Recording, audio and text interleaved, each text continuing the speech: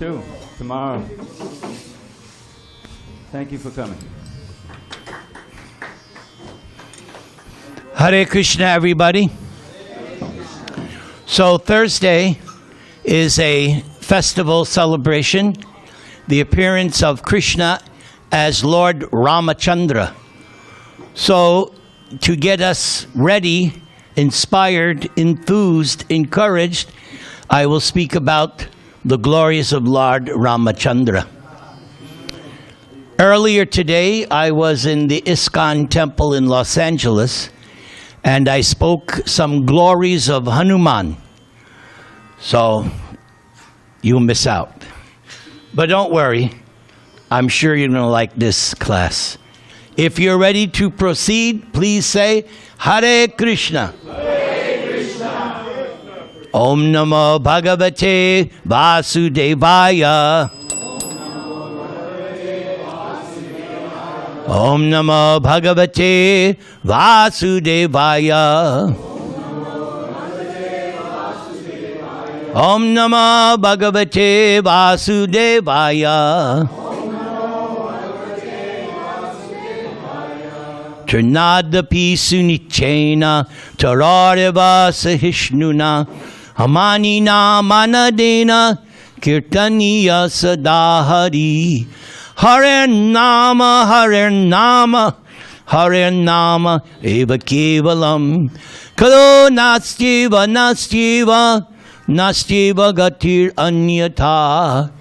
Sri Krishna Caitanya, Prabhu Nityananda, Sri Advaita Gadadhar, Sri Vasa Adigo, Bhakta Vrinda.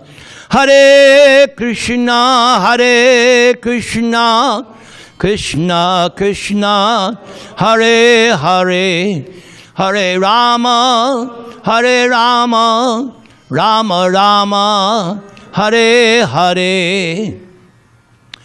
So to begin, in the Srimad Bhagavatam, Shukadeva Goswami in the 9th canto gives a quick 2-chapter summary of the Ram Leela. He says there that, Parikshit, you have already heard so much about Lord Ram, so he was just going to give a quick summary, 2 chapters.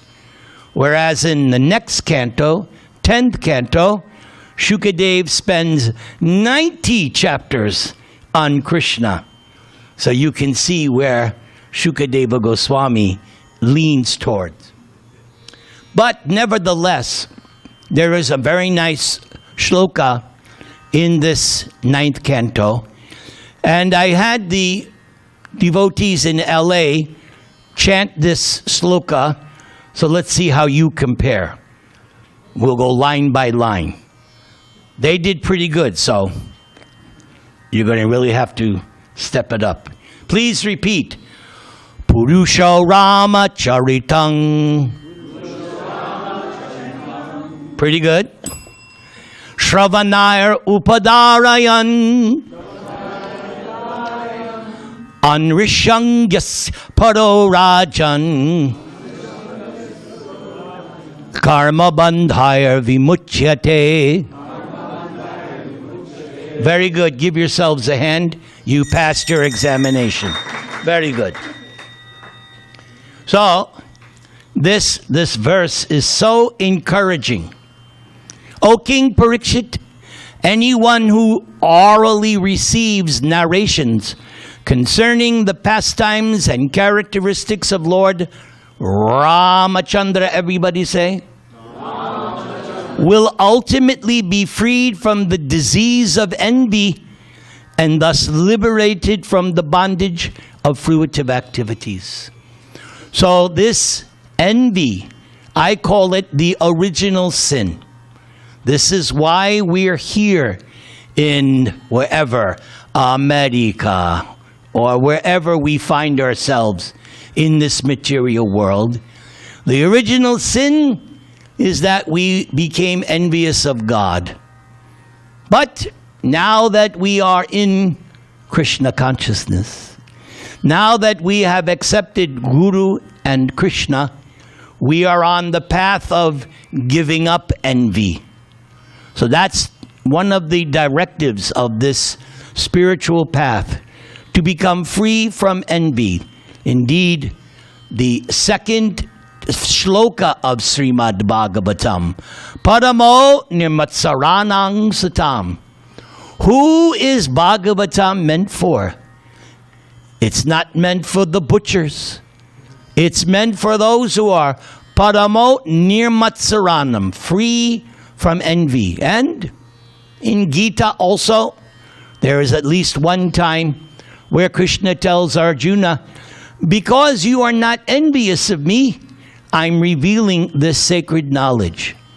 So to penetrate this deep philosophy, one has to become free from envy.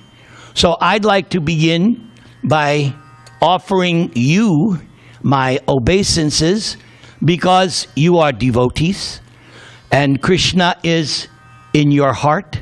So I must recognize you. Vancha kalpatarubhyascha kripa sindubhya evacha patitanang pavanebhyo vaishnavebhyo namo namaha. So the format of this class is we're going to understand Lord Ram through the excerpts of Lord Caitanya in the Chaitanya Charitamrita. So please listen, and the more you can pay attention, the more benefit you will derive. Indeed, in the Srimad Bhagavatam, the first canto is a conversation between Suta Goswami and the sages of Naimisharanya, headed by Shaunaka Rishi. And Suta Goswami at some point says, because I heard Bhagavatam originally, the first recitation, Shukadev to Parikshit, I was there and I heard with rapt attention. And he said, because I heard with rapt attention, I'm going to repeat to you the same thing, but I'm going to share with you my realizations as I have realized it. So I take that's something to do. I have been following this path since 1973, and what I've learned from our founder Acharya and what I've realized, I will share with you. So it says here, while walking on the road, Lord Caitanya used to chant the Ram Raghava mantra. Chanting in this way, Lord Caitanya arrived at the banks of the Gautami Ganga and took bath there. So the scene is, Lord Caitanya is touring South India. Who has visited South India? Yes. I went in 2008, and my experiences are very vivid. I close my eyes, I can remember Tirupati, Udupi, so many different places. So vibrant. What an experience visiting South India. So, here is the Ram Raghava mantra. And it's easy. So, chant along, please. Rama Raghava, Rama Raghava, Rama Raghava, Pahimam Bolo. Rama Raghava.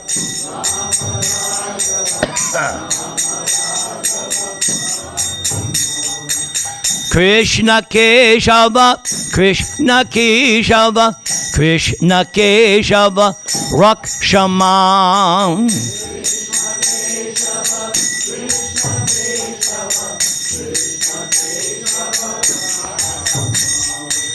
Rama Raghava, Rama Raghava, Rama Raghava, Pahimam Bolo.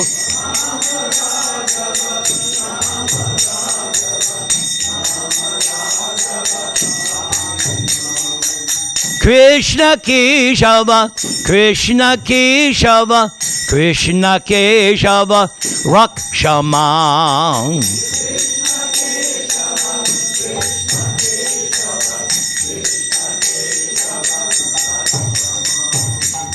So, this is also Mahamantra.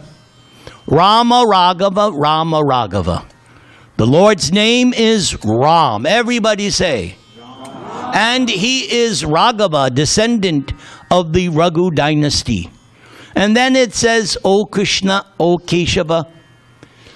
Krishna's name is Keshava because of three things. Generally, we understand Keshava means that Krishna killed the horse demon Keshi. But there's another meaning that Krishna has very fine, dark, nice hair. If we were to study the Damodarashtaka Leela and the explanation by Sanatan Goswami, Krishna's hair, dark blue, tinted with red. So much detail is in our scriptures. This is one thing why I like this knowledge. So much detail about God. Pahimam, please maintain me. Rakshamam, please protect me. We all need to be maintained and protected. Oh, and the third meaning of Keshava, one who controls even Lord Brahma and Lord Shiva. So these names, what does Lord Caitanya say? Nam namakari bahuda nijya sarva shakti. My Lord, you have put your potencies in all of your names. And what I like, niyamata smarane na kala. No hard and fast rules. No hard. Chant in the morning, chant in the afternoon, chant in the evening. No restrictions. Oh, yes?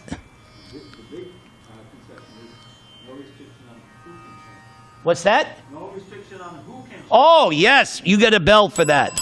Yes. No restrictions on who can chant. Yes. Anybody. Why? Because everybody is part and parcel of Krishna. Krishna claims this. Mama eva angsha in chapter 15 of Gita. You are my part and parcel. So now I found this beautiful, beautiful purport. And I'm just going to read this purport as it is because I find this astounding.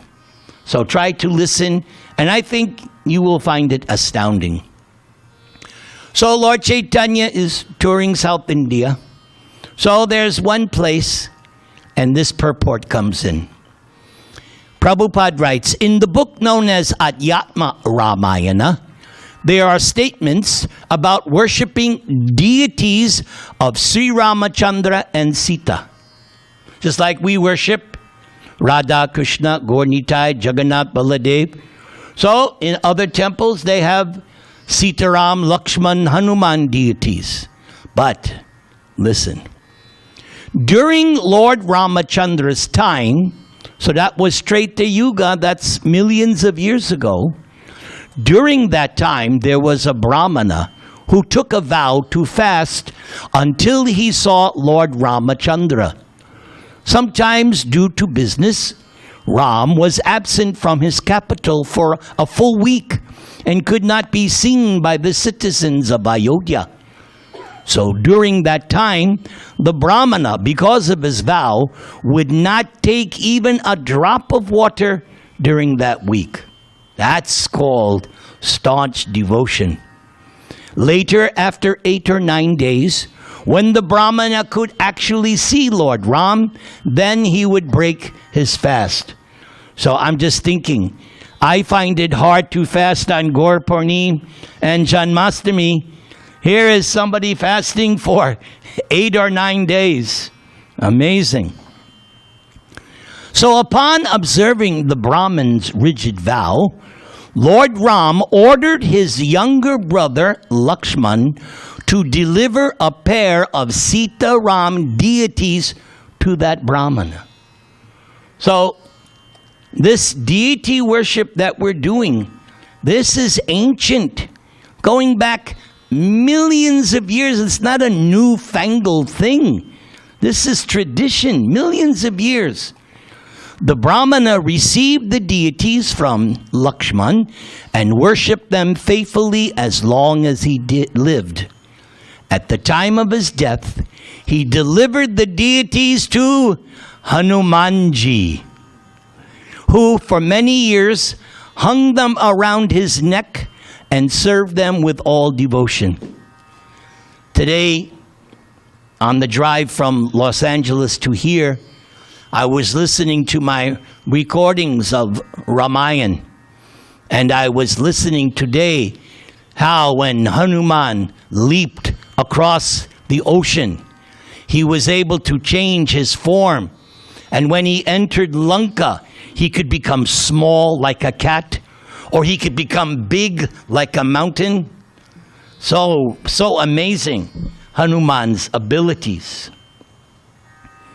After many years, when Hanumanji departed on the hill known as Gandhamadana, Hanuman delivered the deities to Bhimasena, one of the Pandavas.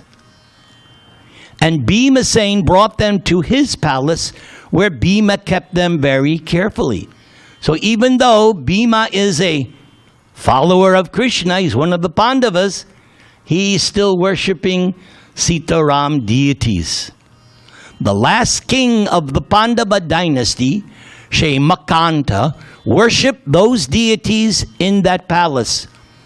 Later, the same deities were kept in the custody of the kings of Orissa, known as Gajapatis. And one of the acharyas, known as Narahari Tirtha, who was in the disciplic succession of Madhva Acharya, received these deities from the king of Orissa. So, these deities now, they've traveled. It may be noted that these particular deities of Ram and Sita have been worshipped from the time of King Ikshvaku. Ikshvaku appears in the beginning of chapter 4 of Bhagavad Gita, when Krishna tells Arjuna, you know, Arjuna, I spoke this Bhagavad Gita long time ago to the sun god. And the sun god gave it to his son, Ikshvaku. And Ikshvaku gave the same knowledge to his son, Manu. So Bhagavad Gita also, the knowledge of Bhagavad Gita is millions and millions and millions of years old. So, indeed, these deities were worshipped by royal princes even before the appearance of Lord Ram. That I find astounding. These deities were in existence before Ram appeared. Later, during Lord Ramachandra's presence, the deities were worshipped by Lakshman. It is said that just 3 months before his disappearance, Sri Madhva Acharya received these deities and then installed them in the Udupi temple. Now, I visited the Udupi temple, but I don't remember seeing those deities, so I missed out. I might have, but I don't remember. Since then, the deities have been worshipped by the Madhvacharya Sampradaya at that monastery. So if you ever visit South India and you go to that Udupi temple, you can find these deities that are millions and millions of years old. Doesn't this give you so much faith? It bolsters your faith to know this. Okay. Now, let's continue. Lord Caitanya is going through South India. He's preaching. Lord Caitanya went to South India right after taking sannyas. He wanted to go to Vrindavan, but for some reasons, he was not able to go. So instead, he went to South India. And that's all described in the Madhya Leela. So, Lord Caitanya, he also visited the Ahovala Nrsinga deity. Prabhu, have you been to that temple, Ahovala? Anybody seen Ahovala? Ah, very good. Lord Caitanya offered many prayers unto the Lord. Lord Caitanya then went to Siddhabhatta, where he saw the deity of Ram and Sita. Upon seeing the deity of Ram, the descendant of King Raghu, Lord Caitanya offered prayers and obeisances. So that's what we do when we come to a temple. We offer our obeisances and we offer prayers to the deities. Sometimes people, they say things to me like, Prabhuji, I don't need to do any prayers or ask the Lord anything because He's in my heart and He already knows everything. And I'm saying, no, you're missing out. You're missing out. When you offer prayers, first of all, Vandanam, one of the 9 processes of bhakti. Indeed, the great devotee Akrura achieved perfection by chanting prayers. So, there's no harm in praying to the Lord in His deity form. Asking, Rakshamam, Pahimam. If we scrutinize the 10th canto, whenever there is a problem in Vrindavan, the residents of Vrindavan, what's the first thing? They don't go to their cell phones. The first thing they do, Hey Krishna, Hey Govinda. Immediately they're calling out. Just spontaneously. Even Krishna's father, Nanda Maharaj, was being swallowed by a serpent. He called out to Krishna, save me. So there's no harm. And I was explaining today in my first class that by calling out, we are establishing a personal relationship with the Lord. The whole bhakti process is to establish a personal relationship. So, and again, it's one of the 9 processes. Praying, crying out. What does Prabhupada say on his first record album when he explains the Maha Mantra? Like a child crying for its mother.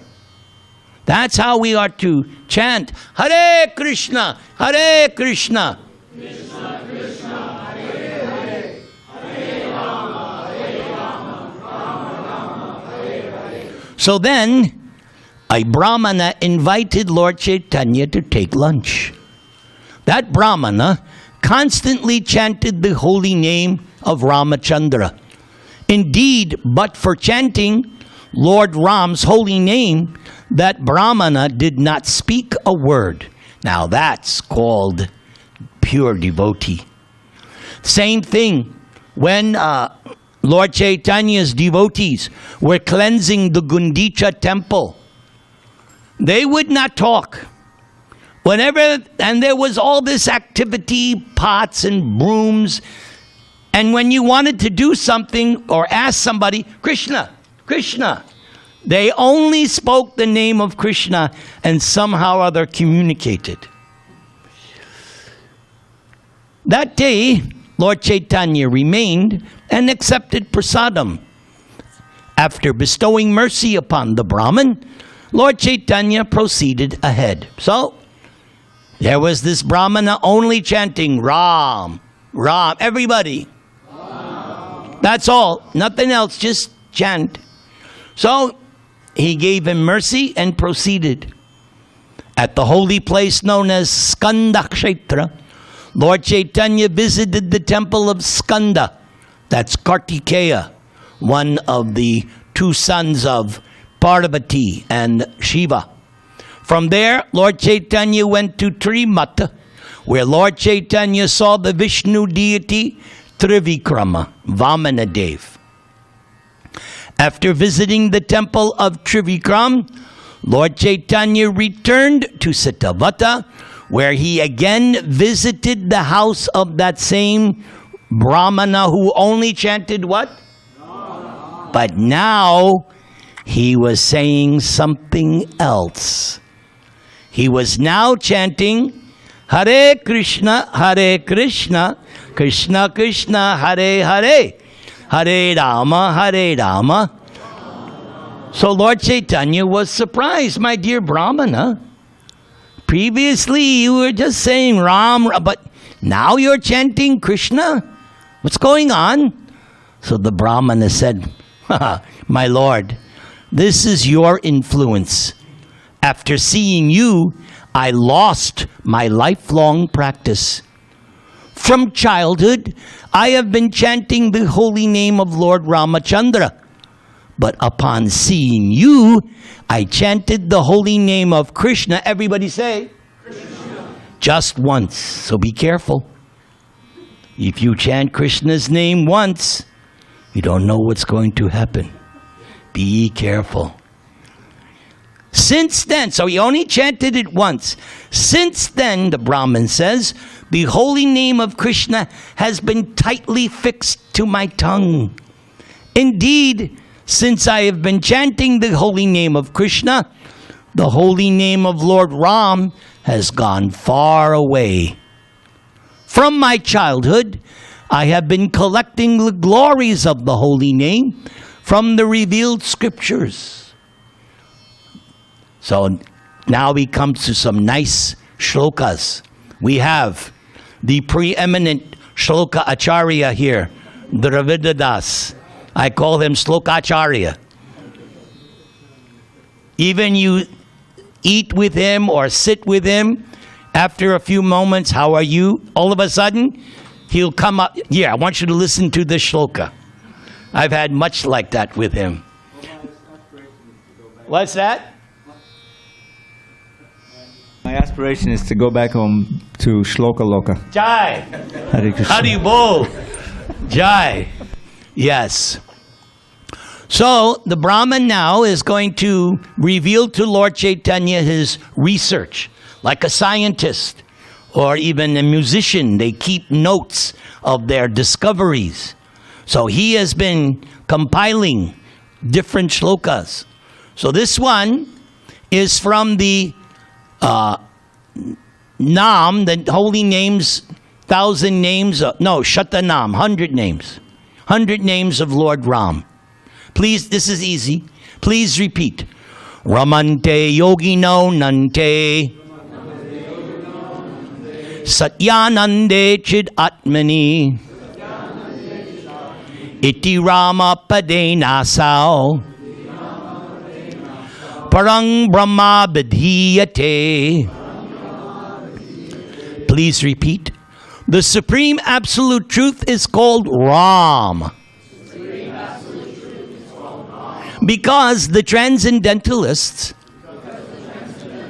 take pleasure in the unlimited true pleasure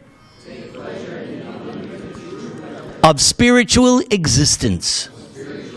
So just see this name, Ram, means unlimited real pleasure. Ram. But it doesn't stop there. Now the Brahmana comes to his second. This is from the Mahabharata. Krishir bhu vachaka shabdo nascha nivritti vachaka tayor aikyang parang brahma Krishna iti abadhiyate. The word Krish, everybody say? Krish. Okay, good. Pretty good. The word Krish is the attractive feature of the Lord's existence. And the word Na means spiritual pleasure. Wow. Spirit, just this syllable, Na. Spiritual pleasure. When the verb Krish is added to the affix Na, it becomes Krishna, which indicates the absolute truth. We're not done. He's got more. He says now, as far as the holy names of Ram and Krishna are concerned, they're on an equal level. Okay. So from one angle of vision, they're equal. But for further advancement, we receive some more specific information from the revealed scriptures. So this next verse is spoken by Lord Shiva. He is addressing his wife, Durga Devi Parvati. And she was once asking, "My dear husband, why are you always chanting Ram, Ram, Ram?" Just like my father, when he was alive, every so couple of years I would go visit him at Christmas time. And after 10 minutes, my wife and I talking, then we would start chanting. And my father would always say, "Why do you say the same thing over and over and over and over?" And I tried to explain, every year I tried to explain, but he couldn't get it. Couldn't get it. But anyone who has actually really chanted, you know what I'm talking about. You can't give it up. Indeed, Rupa Goswami has written a verse that this name of God is sweeter than the sweetest than the sweetest. It's the sweetest thing. But we don't taste the sweetness because we have a disease. That disease is materialism, envy. We're not attracted because we have this disease like jaundice. So if you have jaundice, the Vedic recommendation, sugarcane juice. Anybody been to India and had sugarcane juice? Is it good? None of this chocolate and these other American, no. That nice, and sometimes they put some lemon and ginger in it, and it has to be fresh. The guy takes the thing and you got a little clay cup. Oh, just thinking about it makes me happy. Yes. So, Krishna's name is sweet. So, when you have jaundice, it's a disease of the liver, right? Bile. So, what's that? This is the symptom. That's the yellowness. The Yes. disease is hepatitis. Yes. So when you have jaundice, something sweet tastes nasty bitter. But the problem is, the only cure is that sweet sugarcane juice.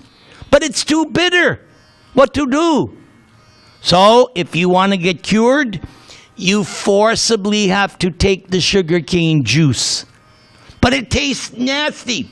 Take the medicine. Now you start taking the medicine, what's happening? You're getting cured. And now the next time, it's a little less bitter.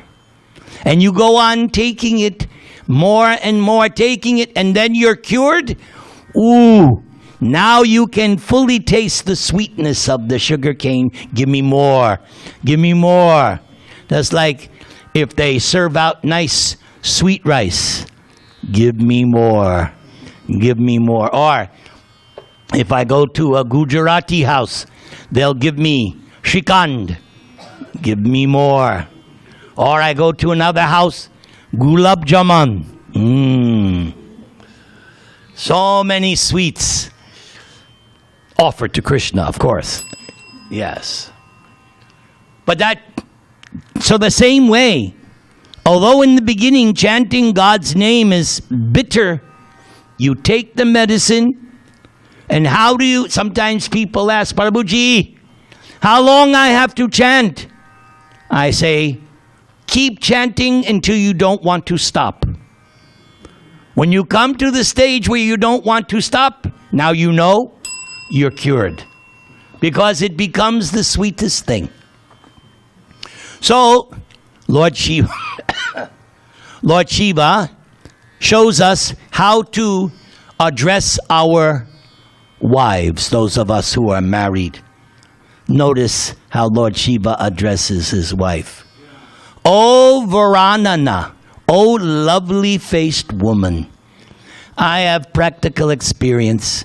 I have been married since 1980. You get much more using sweet words than, yo, come over here. No, no. Sweet words, I follow these acharyas. O Varanana, O lovely-faced woman. I chant the holy name, Ram. Ram. Ram.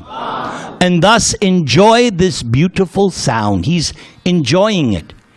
This holy name of Ramacandra is equal to 1,000 holy names of God. Anybody here ever chant Vishnu Sahasranam? How long it takes? Half hour? How long? Yes. So, takes a half an hour. You just say Ram. You've done it. I'm into shortcuts. It took a nanosecond. You get the same benefit. Economical. Yes. But we're not done. The Brahman still has more. Sahasyanam nang punyanang trir avritya tu yat phalam ekavritya tu krishnasya namaikang tat prayachati. The pious results derived from chanting 1,000 holy names of God 3 times can be attained by only one utterance of the holy name, Krishna. Everybody say, Krishna. So now we get some idea how powerful this mantra is. That's why it's called Mahamantra. Same thing Dravida said. Anyone can chant this Mahamantra.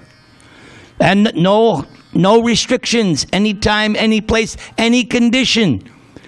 Pavitra, apavitroba, whether you're impure, it doesn't matter. Young or old, man and woman, American, Hindu, Democrat, Republican, I don't care. Just chant the holy name of the Mahamantra. Let's all chant. Hare Krishna.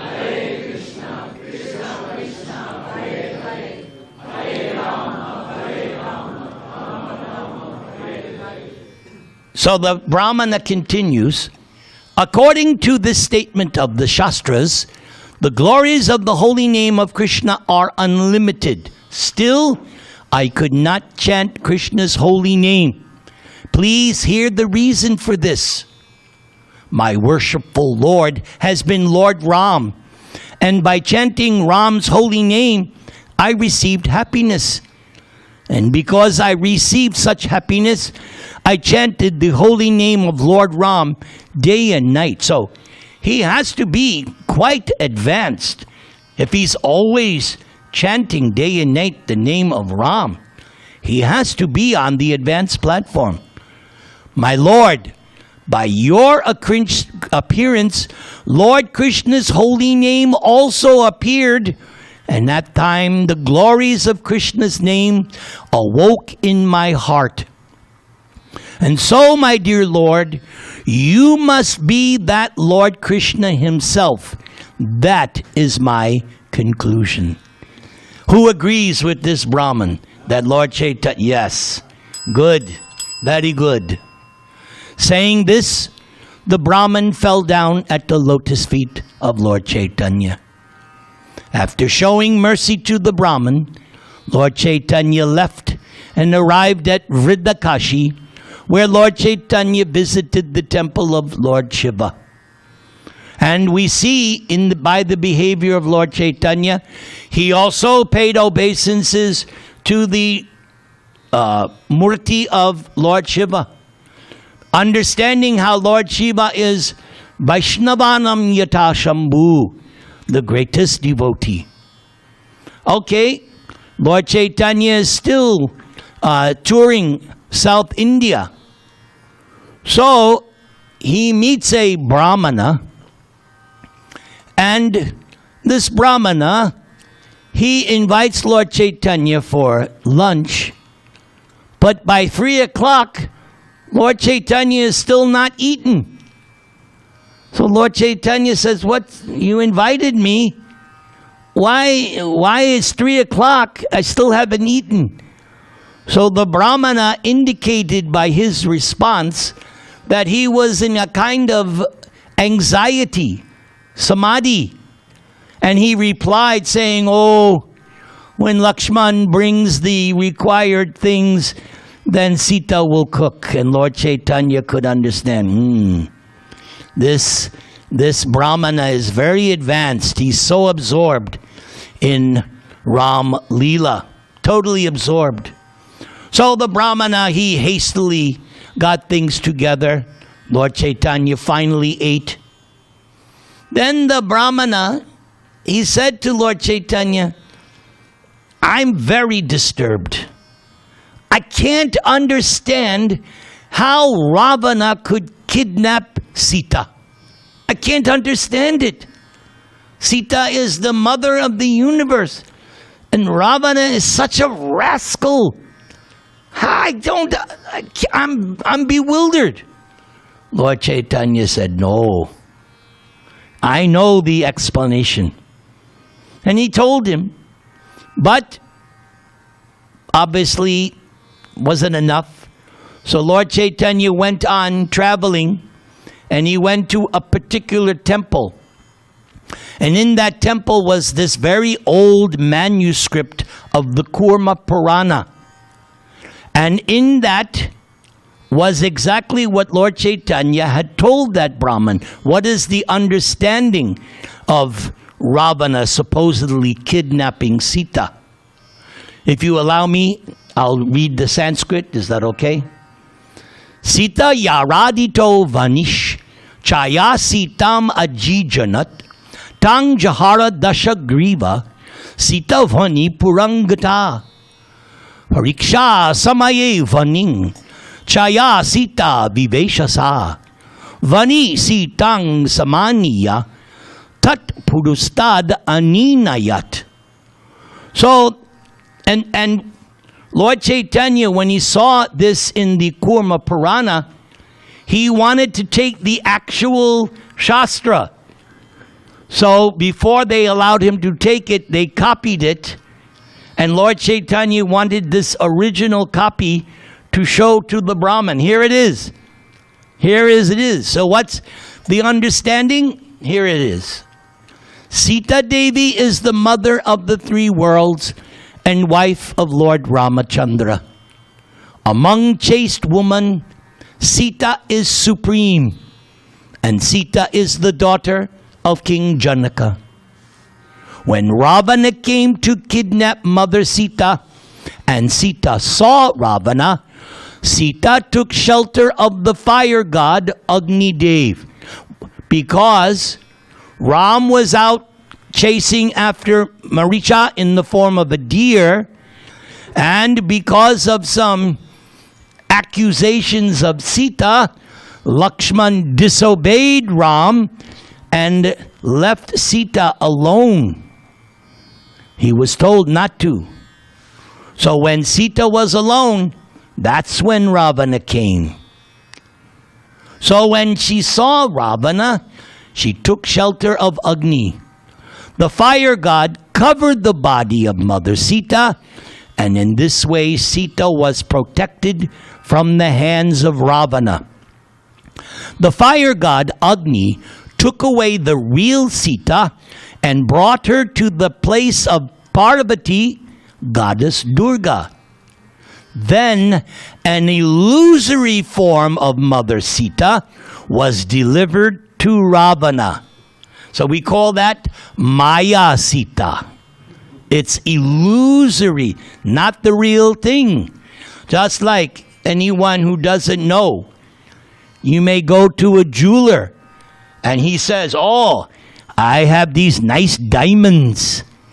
But if you don't know, it may simply be broken pieces of glass. And you might get ripped off in some places like New York. You have to know what you're doing. Don't get cheated. So Ravana was cheated with Maya Sita, material, shadow Sita, as we see. The real Sita was protected. So after Ravana was killed by Lord Ram, Sita Devi was brought before the fire and tested. When the illusory Maya Sita was brought before the fire god made the illusory form disappeared and delivered the real Sita to Lord Ram. When he was petitioned by Mother Sita, the fire god Agni brought forth an illusory form of Sita, and Ravana, who had 10 heads, kidnapped the false Sita. So just think, Ravana lost everything, all of his sons, his kingdom, his very life, chasing after an illusion. He never really had the real Sita. Talk about crypto, huh? This is the original crypto. Fake, phony. And even for trying to kidnap a Maya Sita, he lost everything. Yes. Because Sita belongs to Ram and nobody else. When Lord Ramacandra tested the body of Sita, it was the false illusory Maya Sita that entered the fire. And at that time, Agni brought the original Sita from his abode and delivered Sita to Lord Ram. Jai Ram, Sri Ram, Jai Jai Ram. Shall we do a little chanting? All right. Jai Ram, Sri Ram, Jai Jai Ram. Sri Ram, Jai Ram, Jaya Jaya Ram. Sri Ram, Jai Ram, Jaya Jaya Ram. Sri Ram, Jai Ram, Jaya Jaya Ram. Seeta-Ram, Jaya Seeta-Ram.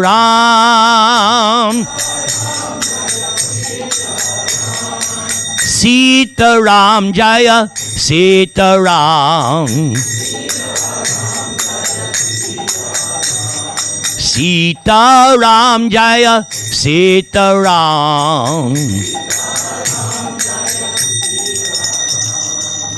Okay, I just got a text message from Krishna. And the text message says that I should read to you this nice excerpt about Hanuman that I spoke earlier today. In Los Angeles today, I mentioned how as soon as you mention Ram, automatically you have to mention Sita. And as soon as you mention Ram, you have to mention Hanuman.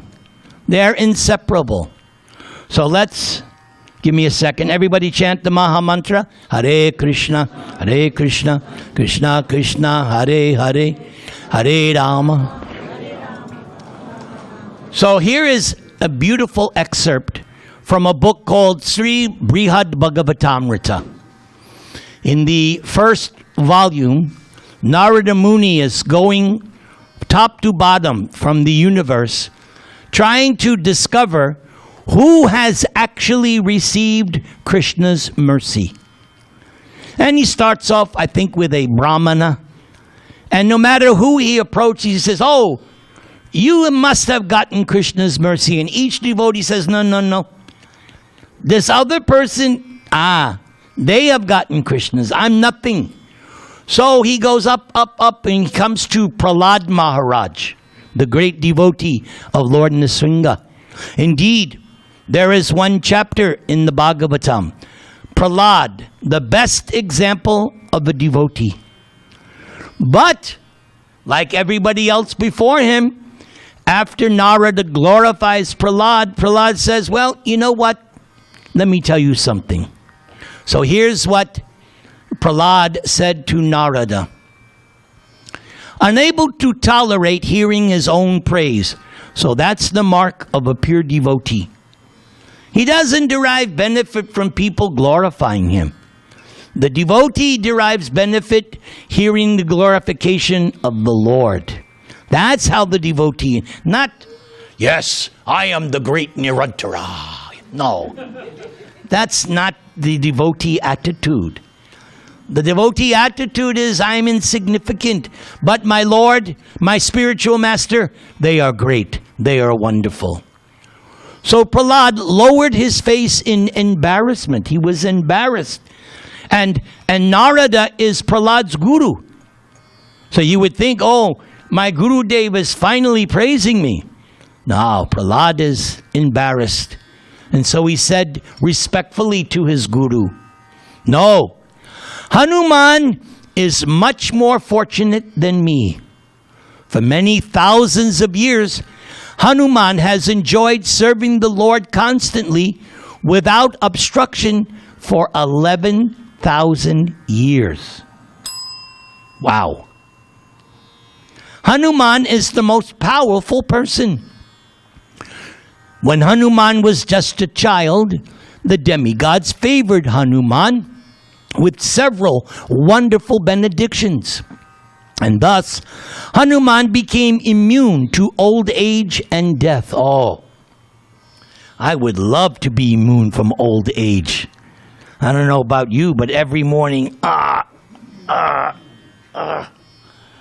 not immune to old age, but Hanuman is. Hanuman is free of all fear. Hanuman maintains great vows, and Hanuman performs auspicious deeds. Outstanding among heroes, Hanuman is an exceptional servant of the Lord of the Raghus, Ram. Everybody say, with playful disregard, Hanuman jumped across thousands of miles of fathomless ocean. Expertly, in the capital of the Rakshasa king, what's his name? Ravana, yes. Hanuman comforted Mother Sita in her distress. That's the episode I was listening in my car on the way here. How Hanuman gave solace to Mother Sita. And maybe in another class one day I will recite the poem that Hanuman recited to prove that he wasn't Ravana in disguise, that he actually was Ram's servant. And this poem, it's a very nice poem. Hanuman shows he must be real servant of Ram. Hanuman boldly threatened his enemies. He burned Lanka. Yes, I heard that today too. The Rakshasas captured him. Actually, Hanuman allowed himself to be captured, and they put his tail on fire. But it's mentioned in the Valmiki Ramayana that by the grace of Ram and Sita, Hanuman felt no pain from the burning tail. In fact, he was feeling that it was ice cold. Yes. And so he allowed himself to be captured. They put his tail on fire, and then he escaped, and he went all over Lanka, and he burned Lanka to the ground. Hanuman ki! When Hanuman brought back news of Sita, Hanuman received his master Ram's deep embrace. Oh, who would like to be embraced by Lord Ram? Yes. Wow, but you have to do big service, like Hanuman. You have to do big service. It was Hanuman who acted as his Lord's best carrier. So Vishnu, Krishna, they have Garuda. Ram rides on the back of Hanuman. So much service he does. His tail serving as a royal white umbrella. His broad back a comfortable seat for the Lord. It was Hanuman who directed the project of bridging the ocean. So Hanuman's also an engineer. They were throwing big rocks and boulders and trees to make that, not stairway to heaven, but a bridge to Lanka. And I remember many, many years ago, there was an official picture from NASA. And it showed under the water something like a bridge. So that made everyone, wow, this is not a fairy tale. This is not some mythology. This is the real thing. This is unfake news. This is real news. Yes. Unlike one particular TV channel, in this temple, we don't tell you lies because you want to hear lies. No, we tell you the truth. What is the truth? Ramacandra is God. Krishna is God. All in favor say Hari Bol. Very good. That's real news.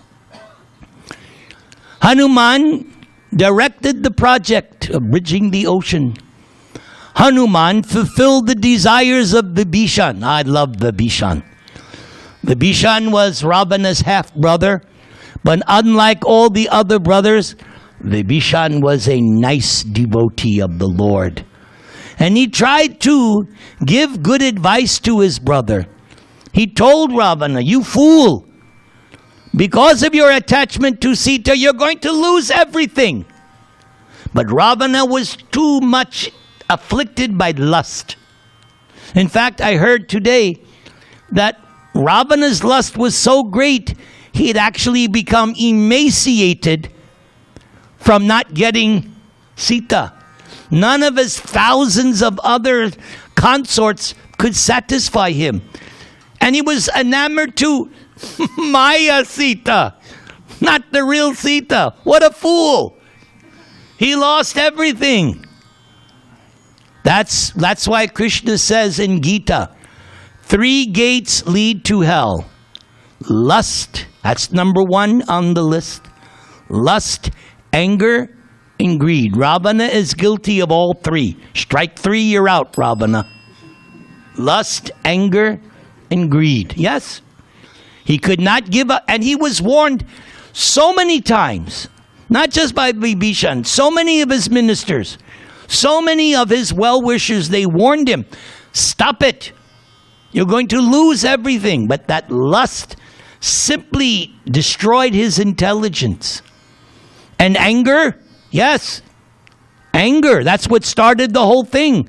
When Shurpanakha came to him, when Lakshman cut off her nose and ears, and Shurpanakha came, and Ravana said, who has done this? And then Shurpanakha told about Ram and Sita. And so his anger flared up. And greed, when Hanuman entered Lanka, there were hundreds and hundreds of beautiful women in Ravan's harem. Hundreds. But that's the problem with greed. Never satisfied. You want satisfaction? You give up lust, anger, and greed. Become Shanti, Shanti, Shanti. I've told the story many times. One lady, I was doing a program in Panama. Big penthouse apartment. And after the program, the lady said, Prabhuji, I want peace. I don't have peace. Can you give me peace? So I said, so, do you eat meat? Oh, yes. I love meat. No, I can't give you peace. Then I said, do you drink alcohol? I love alcohol. Can't give you peace. Then I said, do you gamble? She goes, oh yeah, we have fun. I said, 3 strikes, you're out. No peace for you. If you want peace, you have to give up sinful life. That's why to become disciple, In ISKCON, you have to make 4 vows. No illicit sex, no intoxication, no meat eating, no gambling. Now you're pure. Now you can make spiritual advancement. Yes? 5 vows. What's that? 5 vows. Okay, what is the 5th? Chant 16 rounds. Chant 16 rounds. Hare Krishna, Krishna Krishna, Hare Hare. Hare Rama. Yes, I like when either you or Badri are here because you're like the referee. If I miss anything, wait. Because in the Vedic sacrifice, there are 4 brahmanas. One is chanting, one is doing the actual oblations, and one is a referee. No, do it again. So that's why I like to have Dravida and Badri Narayan Swami. Yes? That's why I've been an editor for 50 years. Yes, very good. Correcting mistakes. Jai. Hanuman destroyed the military force of the Rakshasas. And Hanuman had the special power to deliver that healing herb called Vishalya Karani. Hanuman was the very life of his soldiers, always giving pleasure to his divine Lord Ram and the Lord's younger brother Lakshman. Hanuman devotedly served them both as carrier. The supremely intelligent and valorous Hanuman brought victory for Lord Ram, and Hanuman added to the spotless fame of his Lord Ram after Ram killed the king of the Rakshasas, Ravana. It was Hanuman who encouraged Mother Sita, and by Lord Ram's order, this Hanuman, the one true recipient of his master's favor, still lives in this world, unable to bear separation from Ram. Hanuman keeps himself alive by constantly hearing the glories of Lord Ram. So from now until Thursdays, Thursday is the actual festival day. So, I don't know about you, but me, I'm going to listen so much to Ram Leela these next few days, so that when Thursday comes, I am Ramized. Yes, I want to be fully in Ram consciousness.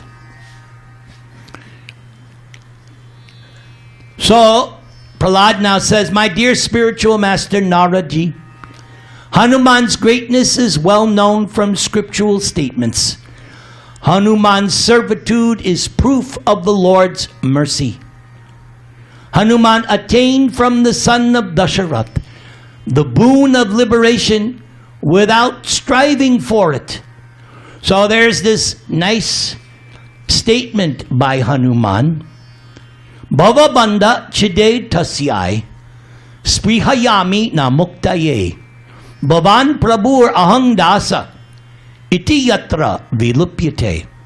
So after Sita was reunited with Ram, after Ravana was killed, after Ram was victorious, Ram Vijay, at some point Ram wanted to give benediction to Hanuman. And being the true bhakta, Hanuman said, I don't want any liberation. No, I simply want to be your servant. Same thing Prahlad told Nasringa when Nasringadev offered him benedictions. Prahlad said the same thing. You are my master. I am your servant. Boss, finish. Nothing else. Hanuman here could have asked for anything. No, he simply wants to render service to Ram. So, to finish up, there is a statement, Lord Caitanya's teachings, where examples are given of those who have achieved perfection through one of the processes of bhakti. Sravana kirtana, smarana vandana, pada sevana, dasyare, pujana sakijana, atma nivedana. So there are 9 processes of bhakti, and different devotees are given as examples of a perfection. Like Maharaj Parikshit became perfect simply by hearing. Just like you spent this last hour hearing. You are to be applauded. Very good. You sat give yourselves a hand. Very good. You sat here and listened attentively. Shukadev became perfect by speaking. Srimad Bhagavatam. So Hanuman is also given as an example of perfection in the mode of dasya, servitude. That's why sometimes you'll see he's addressed as Bhaktaraj, the king of the devotees. By studying the life of Hanuman, we become better for it. So Thursday, come to you're having a festival Thursday night? Come to the festival. You will be speaking, Dravida Prabhu? Oh, Maharaj is back. Excellent. Very good. All right. Let's finish up. Because I don't know about you, but I'm hungry. Rama Raghava, Rama Raghava, Rama Raghava, Rakshamambalo. Excellent. You sing with me. Rama Raghava, Rama Raghava, Rama Raghava, Rakshama. Everybody.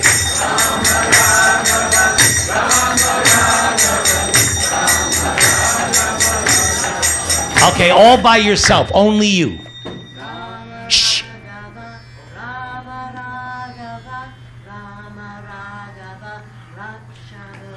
Very good, everybody.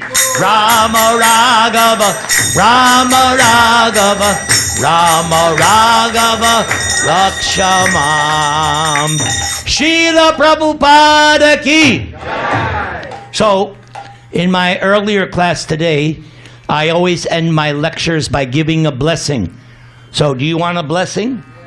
Then you have to fold your hands, close your eyes, and I will bless you. My dear Lord Ram, you are in everyone's heart as Super Soul. Please bless these nice devotees who patiently heard your glories. Now reciprocate by removing anxiety, removing fear, and give them encouragement, enlightenment, and hope. And may they become more and more inclined to your lotus feet. Hare Krishna, Krishna Krishna, Hare Hare, Hare Rama, Rama Rama. I want to thank this temple, management of this temple, for allowing me to come every month. I look forward to this. I don't mind driving the 90-some-odd miles. I don't care. Because to speak about Krishna, Ram, this is what I live for. And I have full permission of my wife. Haribol. I'll see you next month. Haribol.